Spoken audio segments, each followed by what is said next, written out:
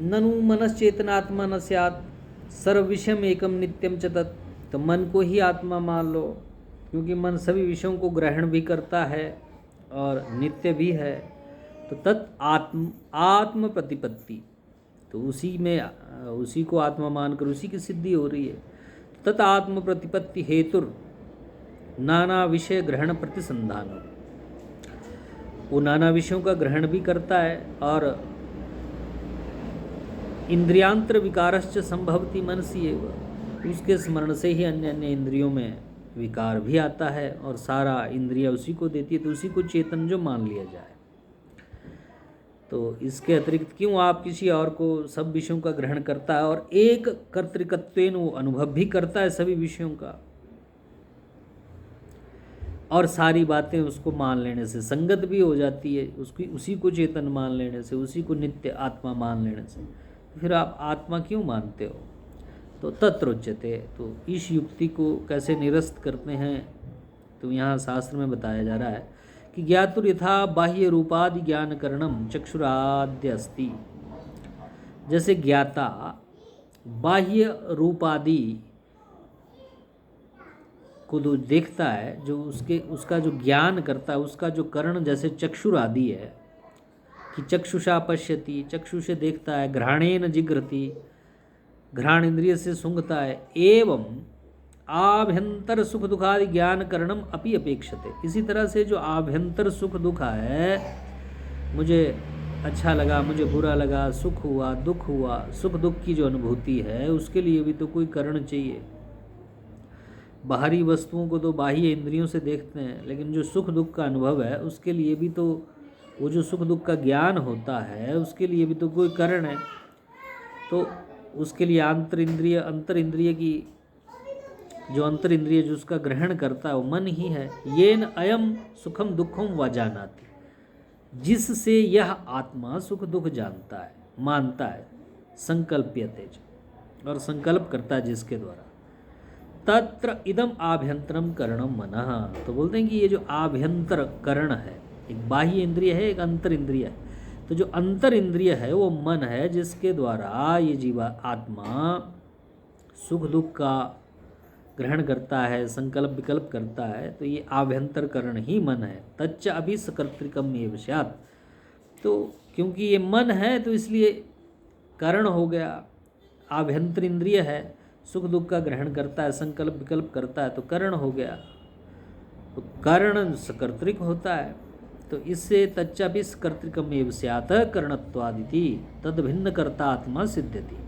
तो इससे भी भिन्न जो करता है वो आत्मा सिद्ध होता है। इसलिए मन चेतन नहीं है या मन करता नहीं है। मन तो सुख दुख संकल्प विकल्प आदि करता है और वो भी अपना किसी को अर्पित करता है, तो उससे भिन्न करता आत्मा सिद्ध होता है।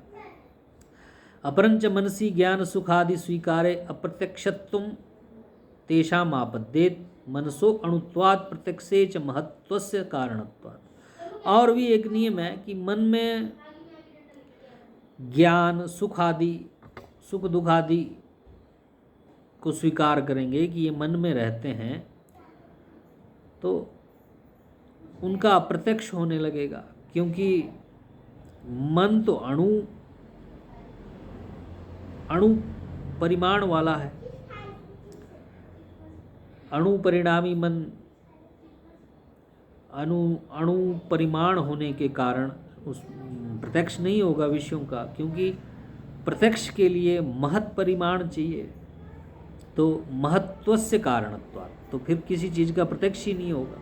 तो इससे ये सिद्ध होता है कि अणु परिमाणी जो मन है वो इंद्रिय है, ना कि उससे कोई प्रत्यक्ष होता है, बल्कि प्रत्यक्ष तो महत्वस्य महत् परिमाण जिसका होता है वो आत्मा आदि का होता है, वही प्रत्यक्ष करता है।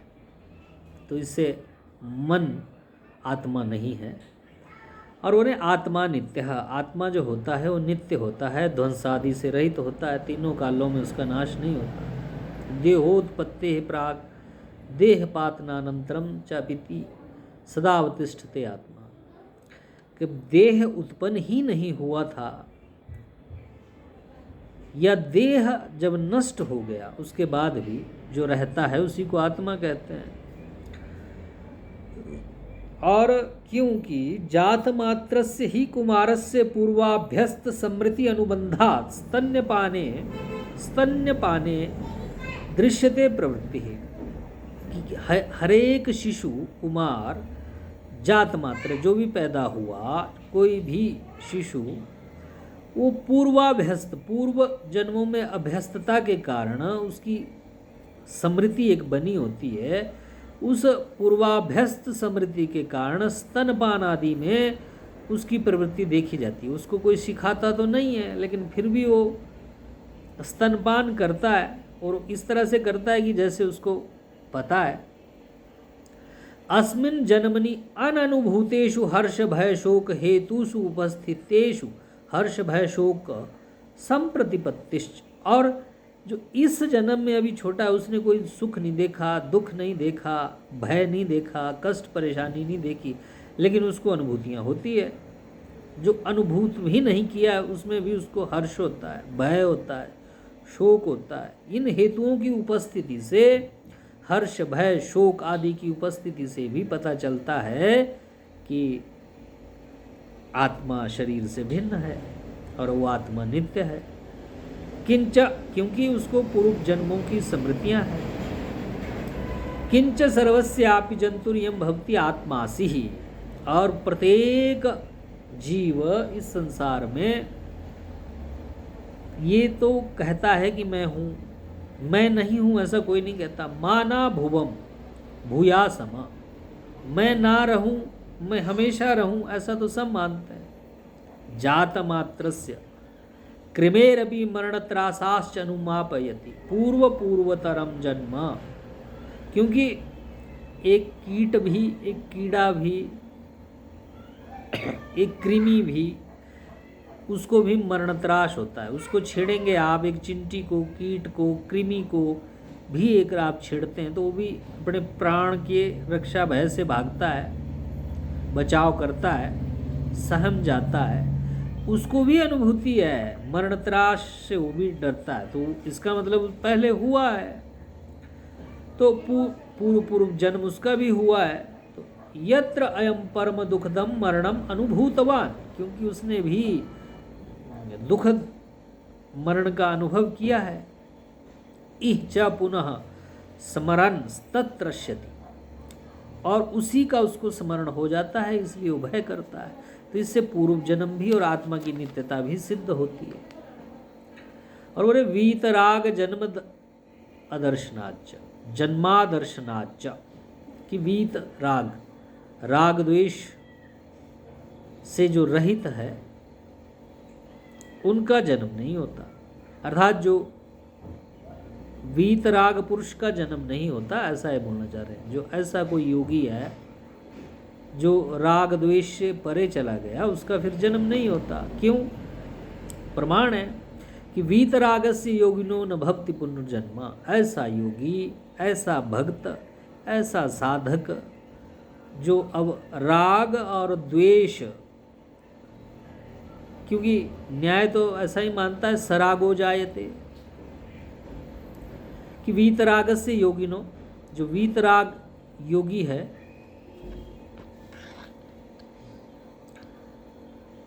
न भक्ति पुनर्जन्म, उसका पुनर्जन्म नहीं होगा। ततो अर्थात आपद्यते सरागो जायते। अर्थात आपद्यते,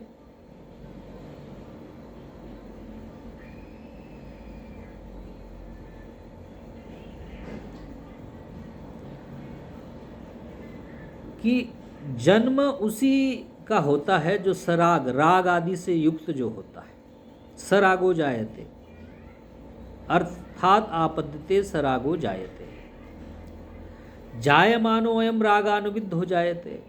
सराग से वो राग के कारण जन्म लेता है, और जब जन्म लेता है तो जन्मने के बाद फिर राग से बंध जाता है। तो राग से हेतु पूर्वानुभूत विषय चिंतनम। अब राग का कारण क्या है कि पूर्वानुभूत विषयों का चिंतन, उन विषयों की चाह। पूर्वानुभवश्च विषयाणाम पूर्व जन्मनि इति सिद्धम अस्य पूर्व जन्म। पूर्व अनुभव और पूर्व अनुभव के कारण, पूर्व जन्म में ग्रहित विषयों के कारण, इससे भी पूर्व जन्म की सिद्धि होती है। तत्रापि अयम रागानुविद्ध एव जाता, तो वहाँ भी ये राग सराग हुआ था, तो सराग के कारण फिर से जन्म हुआ, और जब जन्म हुआ तो पूर्व विषयों के जो चिंतन के कारण इस समय भी वो स्मृतियाँ उठी और फिर उन्हीं से फिर सराग हो गया, क्योंकि सरागो जायते, ऐसा नियम है। तो तत्र अपि अयम रागानुविद्ध एव जात इति पूर्वतर पूर्वतम शरीर संबंधाद अनादिर अयम आत्मा सिद्धति। तो इससे ये सिद्ध होता है कि पूर्व जन्मों में भी सराग ही रहा, विषयों में उसका राग रहा, और सराग से फिर से जन्म हुआ तो फिर पूर्वानुभूत विषयों का स्मरण हुआ और उनमें फिर से राग हो गया। और इससे ये सिद्ध होता है कि आत्मा जो है, आत्मा इससे सिद्ध होता है कि वो आत्मा एक ही है, लेकिन शरीर बदलते रहते हैं। अनादेश भावस्य नाश योगात् नित्यत्वम तस्य। तो परंतु आत्मा जो है वो अनादि है, अनंत है, अतएव आत्मा नित्य ही है। तो इससे एक पूर्व जन्म की परंपरा सिद्ध होती है, और दूसरा ये सिद्ध होता है कि आत्मा नित्य है। अब अपने शरीर में तो मैं रहूं, अहम अस्मि, ये अनुभूति सबको हो रही है, लेकिन दूसरे शरीर में कैसे अनुभूति होती है आत्मा की? तो बोलते हैं चेष्टया अनुमीयते परत्र। तो वहाँ चेष्टा के द्वारा अनुमान किया जाता है कि जैसे स्वशरीरे तु अयम आत्मा, अपने शरीर में तो आत्मा अहम सुखी, अहम दुखी इत्यादि अहम प्रत्यय विषयो मानस प्रत्यक्ष गम्य, मैं सुखी हूँ, मैं दुखी हूँ, ऐसा ज्ञान, ऐसा जो विषय का ज्ञान होता है मानस प्रत्यक्ष होता है, मन से ऐसा ज्ञान होता है। लेकिन परकीय शरीरे च अयम चेष्टया अनुमीयते, दूसरे के शरीर में ये सुख दुख की अनुभूति चेष्टा से सिद्ध होती है। हित प्राप्ति अहित परिहाराय, हित प्राप्ति रहित परिहारश्च फलम यस्य तादृशी चेष्टा, जो हित की प्राप्ति और अहित का परिहार करे उसके लिए जो प्रयत्न किया जाता है वही चेष्टा है। हिता अहित प्राप्ति परिहार फलकम शारीरम कर्म चेष्टा, शारीरिक जो कर्म किया जाता है हित प्राप्ति और अहित परिहार के लिए, वही चेष्टा है। और उस चेष्टा से ही, वो प्रयत्नजन्य है चेष्टा, उस चेष्टा से ही परकीय शरीर में अनुमान किया जाता है आत्म तत्व। चेतन प्रयत्न साध्ययाच अनया व्यवस्थित रथ गत्या सारथी रिव आत्मानुमीयते। अर्थात ये चेतन प्रयत्न साध्या है, चेतना के द्वारा, चेतन दूसरे में भी चेतना है ऐसा, और दूसरे के शरीर में ये प्रयत्न साध्य है, अनुमान किया जाता है कि जैसे कोई ठीक है तो व्यवस्थित, जैसे रथ की गति, कोई वाहन बस कार आदि की गति ठीक है, बढ़िया से चला रहा है कोई, तो उससे सिद्ध होता है कि जो सारथी है, जो ड्राइवर है, जो चालक है, वो अच्छा है, अनुभवी है, इसलिए वो व्यवस्थित गति से उस गाड़ी को, रथ को चला रहा है।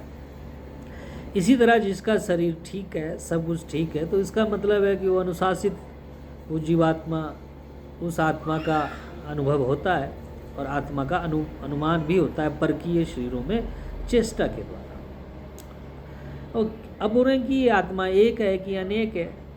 जैसे वेदांत आदि दर्शन में एक ही आत्मा है, लेकिन न्याय दर्शन में आचार्य कह रहे हैं कि प्रति शरीरम भिन्नश्च अयम व्यवस्थातः, कि ये आत्मा प्रति शरीर में भिन्न भिन्न है। ऐसी व्यवस्था है, ऐसी व्यवस्था पाई जाती है कि यदि अभिन्न स्यात् न इयम व्यवस्था स्यात्, यदि एक ही मानेंगे आत्मा को तो ये व्यवस्था बिगड़ जाएगी। कोई सुखी दुखी वा कश्चित विद्वान जालमो वा कश्चित इति, कोई सुखी है संसार में, कोई दुखी है, क्वचित वीणावादः, क्वचित सुरामत कलह, तो कहीं कलह हो रही है, लड़ाई झगड़ा हो रहा है, कहीं वीणावाद हो रहा है, कहीं नृत्य हो रहा है, कहीं जन्म हो रहा है, कहीं मरण हो रहा है, तो कोई सुखी है तो कोई दुखी है।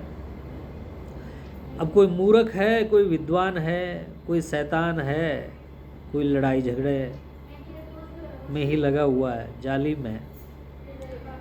तो इससे ये सिद्ध होता है कि प्रति शरीर में भिन्न भिन्न आत्मा है, नहीं तो एक ही आत्मा होता तो एक समय में सब सुखी होते, एक ही समय में सब दुखी होते, लेकिन ऐसा नहीं देखा गया। और जीवेश्वर भेदाचपि नाना, जीव और ईश्वर के भेद से भी आत्मा के दो भेद करते हैं, एक जीवात्मा परमात्मा। जीवात्माएं तो बहुत सारी है, परमात्मा तो एक ही है। तो आत्मा द्विधो जीवात्मा परमात्मा च, परमात्मा ईश्वरा, यहाँ परमात्मा को ही ये ईश्वर कह रहे हैं। क्लेशादि भिर अपारामृष्टः एको जगतः कर्ता साम्यातिशय विनिर्मुक्ता सर्वज्ञश्च, कि वो जो परमात्मा है वो क्लेश आदि भिर अपरामृष्ट, जो अविद्यास्मिता राग द्वेष अभिनिवेश पंच क्लेश होते हैं उनसे अछूता है, उसमें अज्ञान नहीं है, उसको नित्य नित्य का बोध है, शुद्ध शुद्ध का बोध है, पवित्र पवित्र का बोध है। वो अनात्म और आत्म को जानता है, जड़ और चेतन को जानता है। ये अनात्म है, ये आत्म है, उसको ऐसा बोध है। वो कर्मफल आदि में नहीं बनता, इसलिए अपरामृष्ट है, अछूता है, एक है, जगतः करता और इस सृष्टि का करता है। साम्यातिशय उसकी कोई बराबर भी नहीं है। विनिर्मुक्त है, सर्वज्ञश्च, और सब कुछ जानता है, और जो सब कुछ जानता है सर्वज्ञ होता है, वो सर्वव्यापक भी होता है, और जब सर्वव्यापक होगा तभी तो सर्वज्ञ होगा। तो सर्वम ही कार्यम कर्तृजन्यम दृष्टम यथा घटादि, क्योंकि सब कार्यकर्ता से ही होते हैं।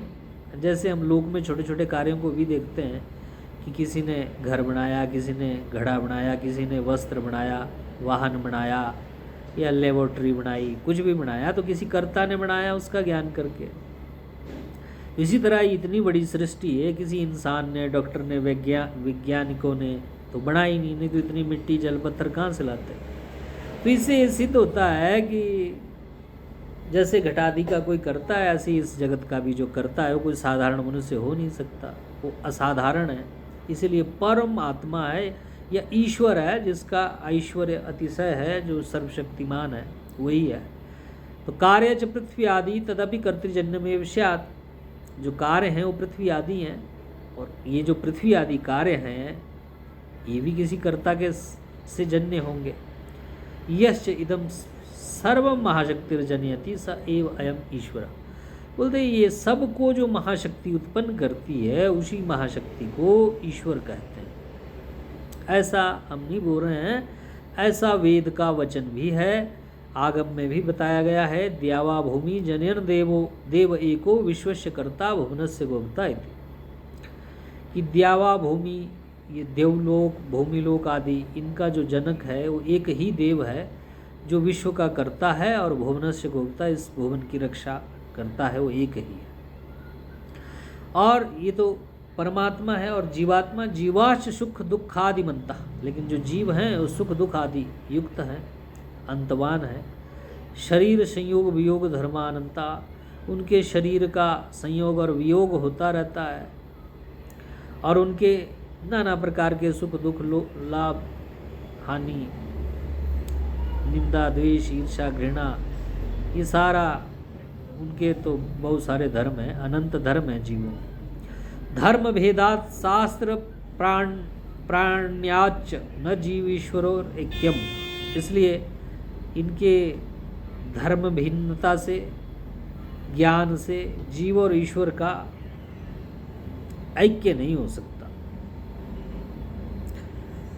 जीव अलग है और ईश्वर अलग है, जीव अल्पज्ञ है और ईश्वर सर्वज्ञ है, अतः दोनों का धर्म भेद भी भिन्न भिन्न है, ये एक नहीं है।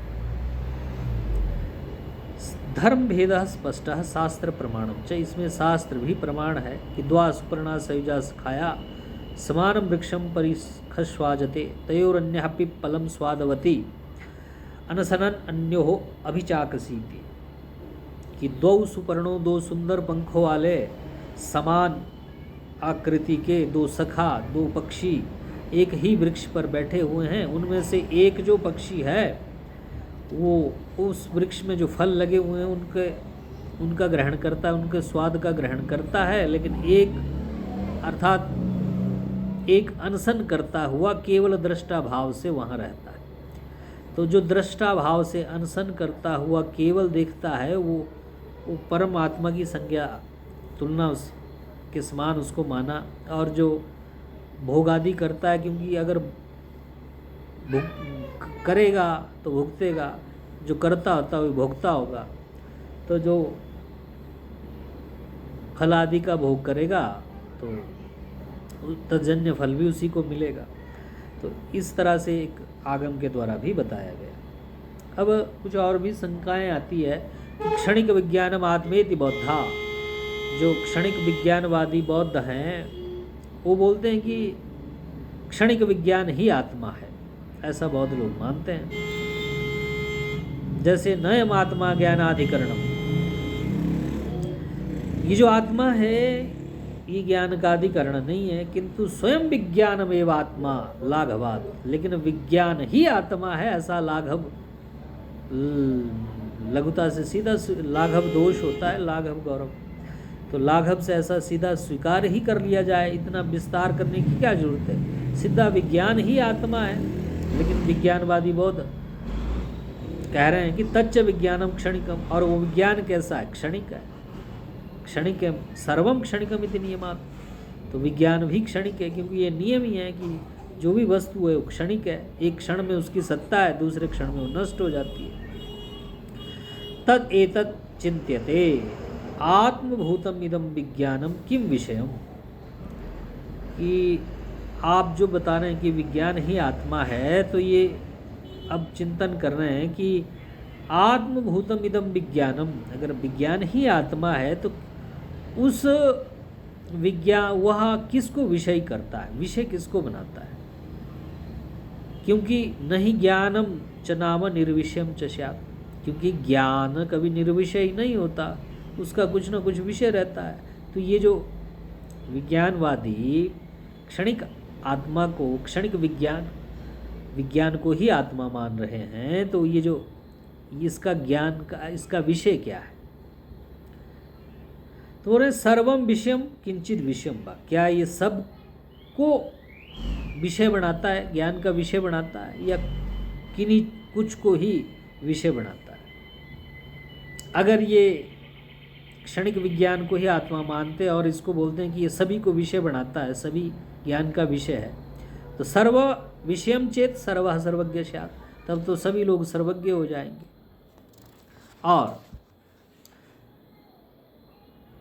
सर्वः विषयम चेत सर्वः सर्वज्ञम स्यात् यत्किंचित विषयम चेत विनिगमकम नास्ति घट विषयम कुतो न पट विषयम। और अगर कुछ ही विषय को ये ज्ञान बनाता है, ज्ञान का विषय कुछ ही होते हैं, सब नहीं होते, तो फिर ये घट को विषय करता है, पट को क्यों नहीं करता। पट को विषय करता है तो घट को क्यों नहीं विषय करता। ऐसी विनिगमकम एक तरफ पक्षपातिनी युक्ति सिद्ध हो जाएगी। तो एक ही वस्तु सिद्ध होगी, दूसरी असिद्ध हो जाएगी। किंच क्षणिकम विज्ञानम चेदात्मा स्मरणानुपपत्ति स्यात्। और भी सिद्धांती बोल रहे हैं कि अगर क्षणिक विज्ञान को ही आत्मा मानेंगे तो स्मरण की अनुपपत्ति हो जाएगी कि ये न विज्ञानात्मना दृष्टो घट कालांतरे स नास्ति।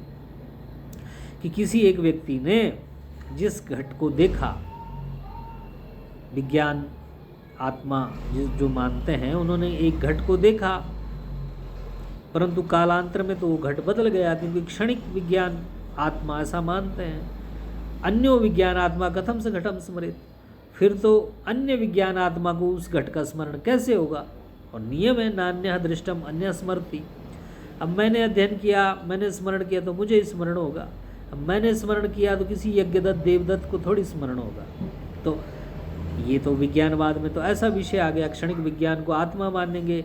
जो क्षणिक विज्ञान में एक समय में जो एक व्यक्ति था, अगले क्षण में तो दूसरा व्यक्ति हो गया। क्योंकि क्षण क्षण में परिवर्तन हो गया, अब अनित्य आत्मा हो गया, तो फिर उसको कैसे स्मरण रहा कि कल हमने ये खाया था, आज तो वो दूसरा व्यक्ति है। तो इसी विषय को बता रहे हैं कि नान्य दृष्टम अन्य स्मृति, अन्य का देखा हुआ अन्य को स्मरण नहीं होता। अन्यथा देवदत्त दृष्टम यज्ञदत्त स्मरेत, फिर तो देवदत्त का देखा हुआ यज्ञदत्त को स्मरण होना चाहिए, पर ऐसा नहीं होता, न च स्मृति, इसलिए ऐसा विषय नहीं है।